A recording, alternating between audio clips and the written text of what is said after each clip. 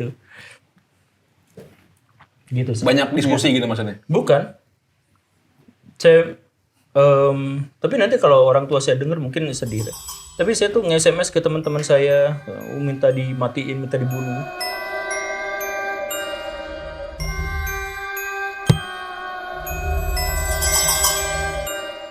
Selamat datang di Parno Terawang. Kali ini gue nggak ada pakai gimmick-gimmickan ngundang narsum karena udah ada Pak Guru Gembul. Gokil.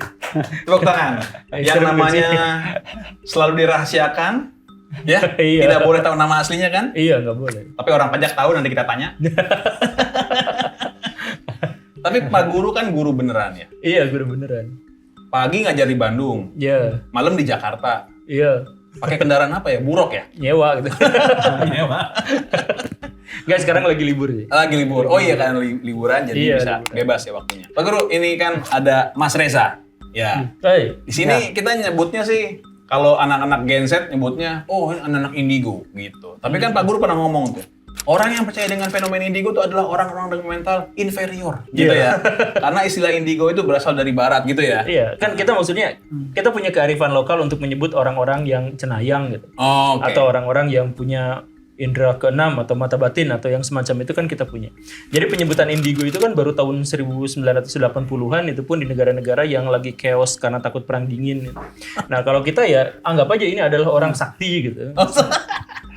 Ada nggak yang percaya ini sakti? Sakti nggak? Pak Guru yang ngomong sakti. Saya sih bingung lihat fenomena dia nih Pak Guru.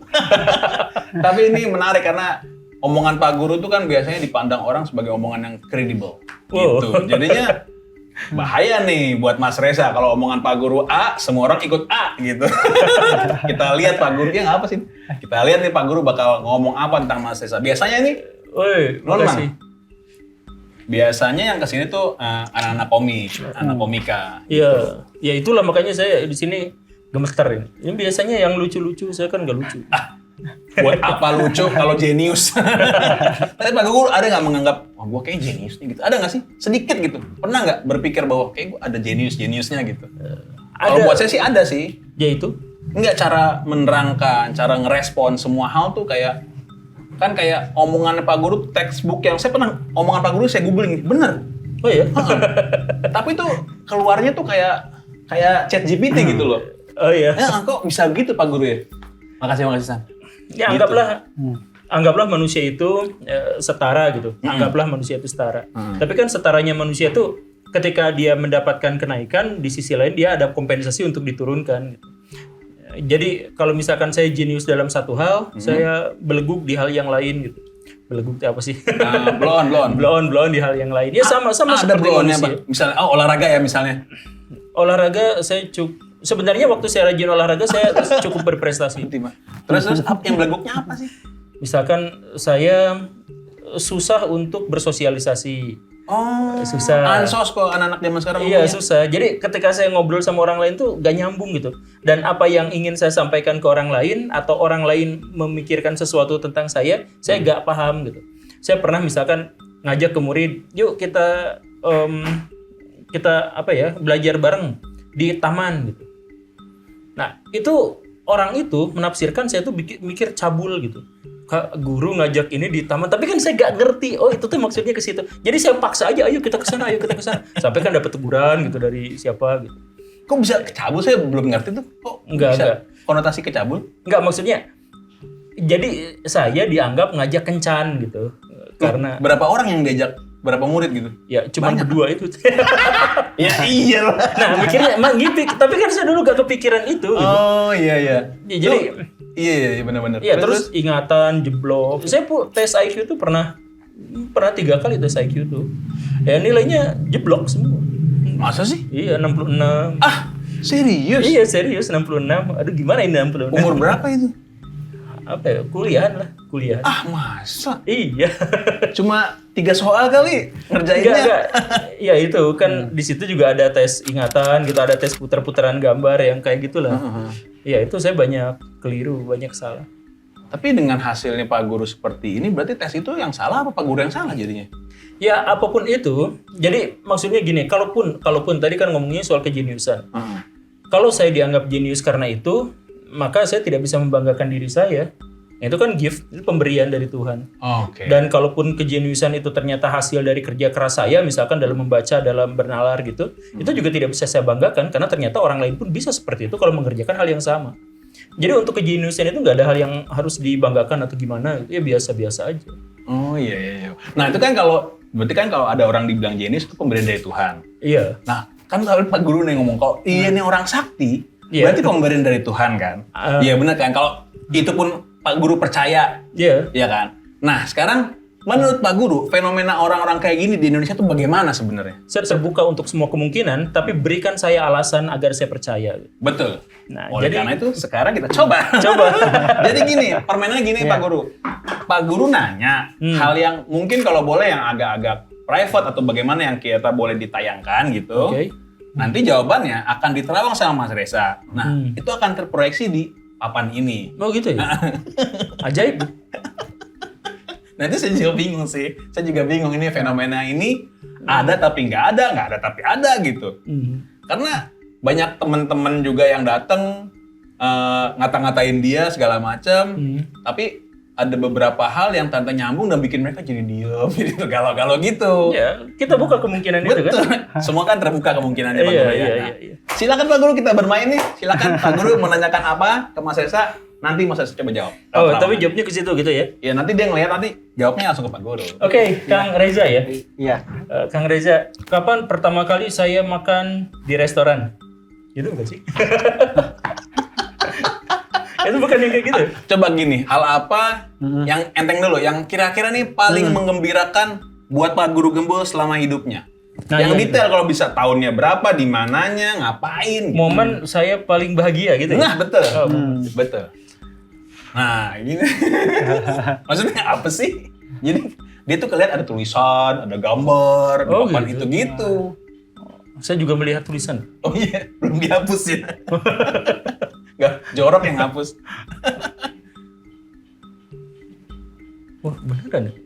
Nah, saya juga bingung tuh. Tapi fenomena ini Pak Guru pernah pelajari apa di tempat-tempat lain gitu? Banyak, saya menemukan juga banyak. Yang tadi nggak boleh itu, yang judi-judi itu. Heeh. Itu saya pernah melihat dengan mata kaki sendiri. Untuk kaki Satu- sendiri. Lucu nih. Terus? Tapi sambil nunggu prosesnya. Iya, iya. Ya, jadi Momen kebahagiaan ya. oh iya momen kebahagiaan. Nanti ngomongnya tiba-tiba bisa masuk, kita lagi ngomong dia masuk. Oh, gitu. Kalau di sini momen kebahagiaan di saat Pak yang Guru? terbaca ini Pak Guru ini sempat mempunyai kayak di terpojokan nih dari sini, terus kayak nggak dianggap lah gitu kalau Oke. di sini.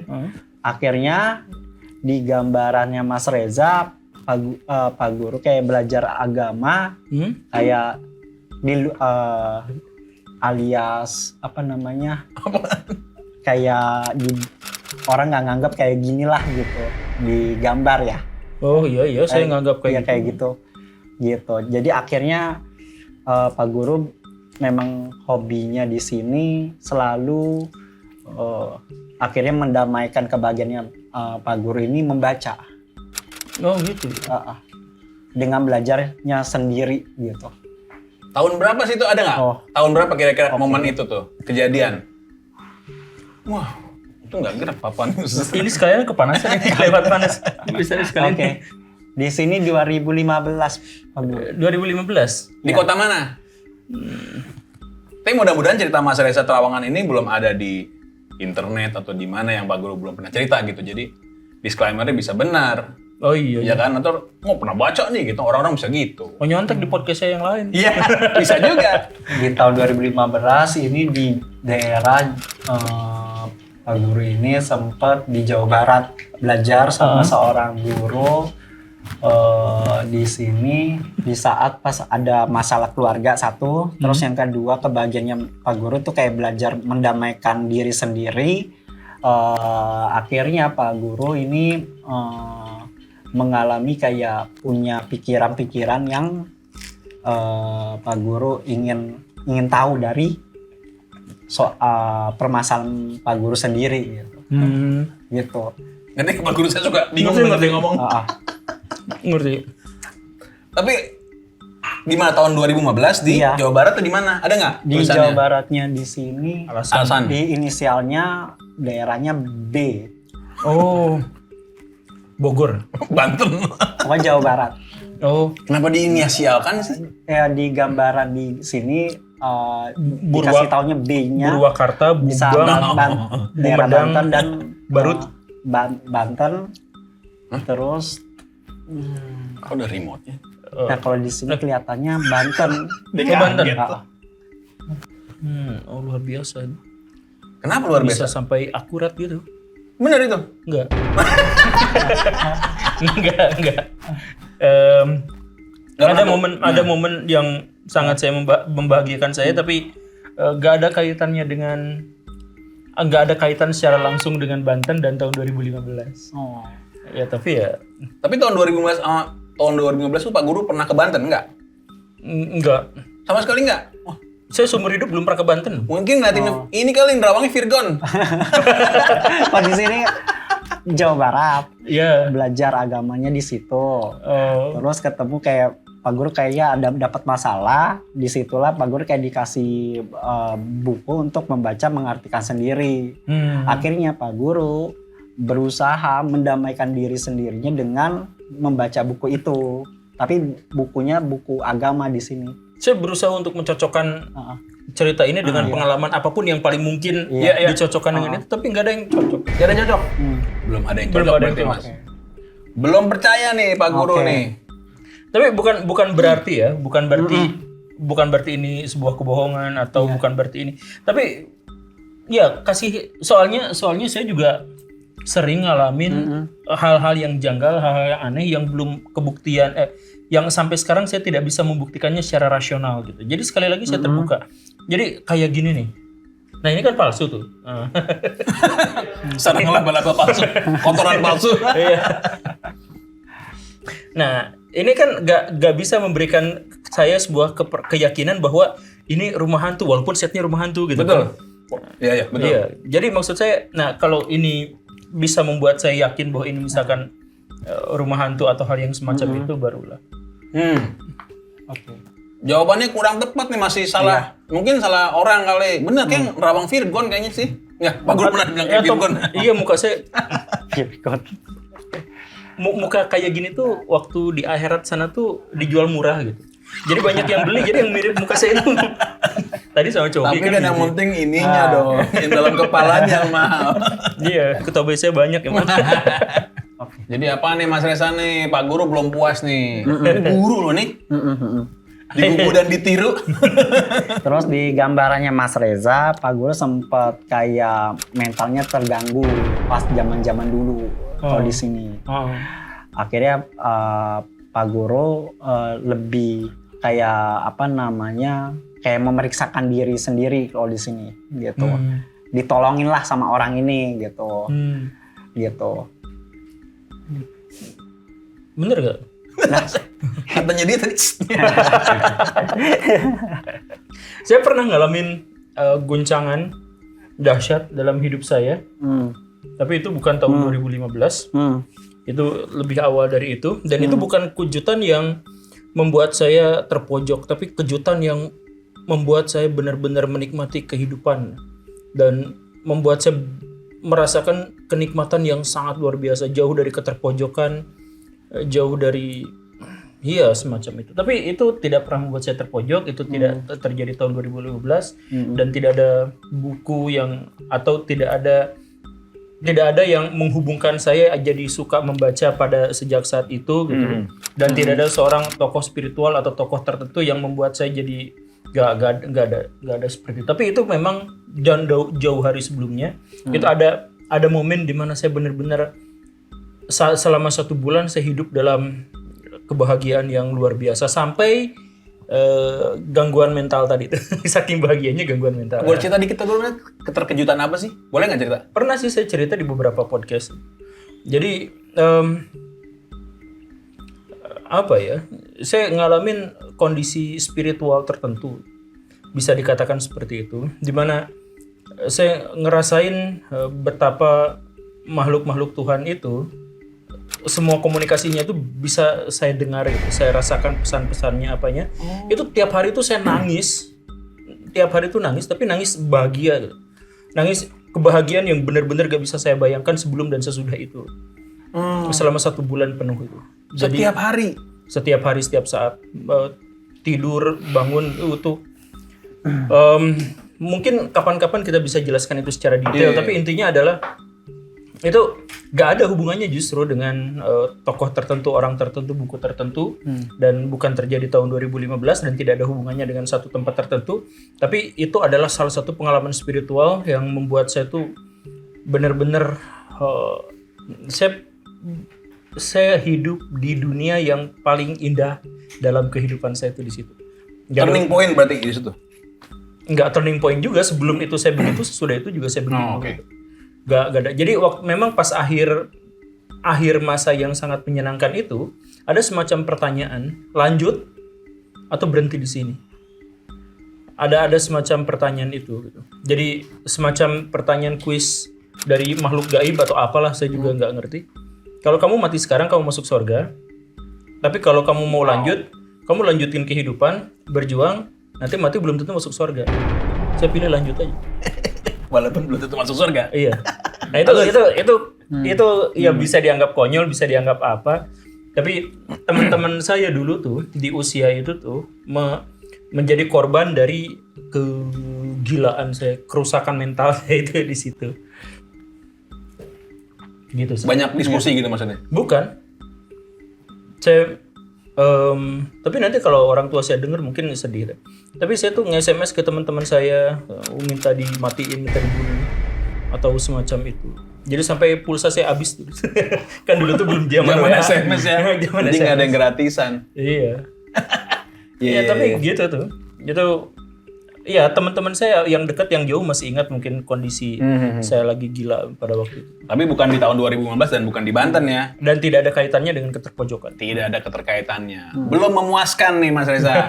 Lagi Pak Guru, tes lagi Pak Guru. Iya. Tes lagi, oke. Tes lagi. Di mana pertama kali saya mendapatkan cinta pertama saya, Cak? Itu boleh nggak sih? Boleh, coba aja. Cinta pertama. Nah ini kalau salah, ini saya harus marah mewakili. Iya, Bener. Oke. Cinta itu menurut Pak Guru apa sih? Sambil Mas Reza Rawang nih. Cinta itu adalah reaksi hormonal dalam otak untuk membuat manusia bisa bertahan hidup dan mempertahankan spesies. Berarti yang tidak bisa meneruskan spesies, cintanya nggak mentok ya? Ya iya. Kalau dari pandangan Mas Reza, cinta pertamanya Pak Guru di saat Pak Guru punya masalah besar, dan itu disitulah Pak Guru merasakan cinta dari seseorang itu. Ini profilnya kebalik, kayaknya bukan saya deh. Ini kalau dari Mas Reza lihat nih. Tahun berapa? Ada nggak tahunnya? 2000. Ini Mas Reza nih kalau di daerah mana tuh yang ada orang pembantaian dukun? Iya. Situ di mana sih? Bondowoso ya? Banyak di mana-mana di Indonesia gitu ya? Di Kenapa Indonesia mereka tuh orang Indonesia percaya, tapi satu sisi ada yang ngebantai gitu? Kenapa Pak Guru ya? Ya karena percaya maka mereka dibantai. Karena percaya itu berbahaya, mereka dibantai. Dan banyak di wilayah-wilayah Indonesia itu ada dukun yang ngaku dukun santet, bisa membunuh orang jarak jauh. Di sini di 2008. 2008? Berat 2008. Akurat apanya nih? Bener apa salah maksudnya? Salah. Ini gimana sih? Jadi tahun berapa mestinya maksudnya tadi pertanyaannya? Kalau boleh cerita kan udah nggak Terawang lah, berapa itu tahun berapa tuh mestinya? Saya karena terlalu serius otaknya gitu. Jadi merasakan enggak terlalu melenceng. 2009. Enggak terlalu melenceng ya, 2009. Bener. Ya.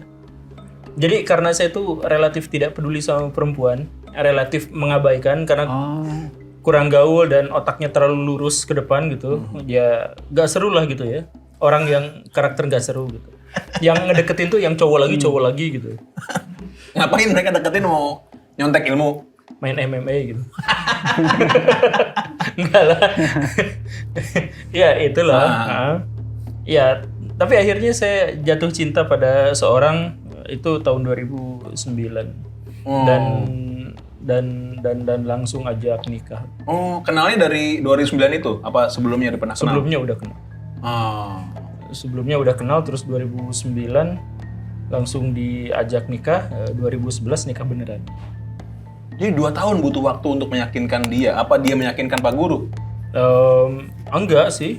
Kita udah sejak awal, kita yakinnya cepat. Cuman beliau tuh murid saya.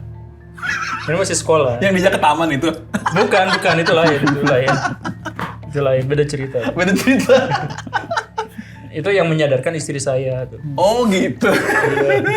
Ya iyalah ngajaknya di taman. Oh iya, ngajaknya di taman ya.